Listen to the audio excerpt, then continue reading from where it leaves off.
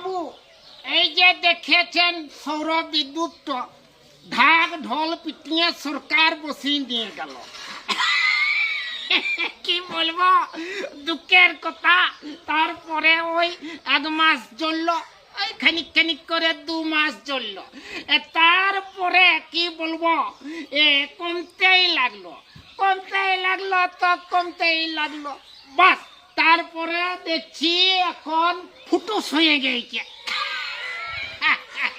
তা বাবুরা আপনাদেরকে বলছি, বলুন তো দেখি, তো এই তোর যন্ত্রটোর দোষ বটে না ওই টাকাগুলো পকেটে ঢুকে গেল বটে?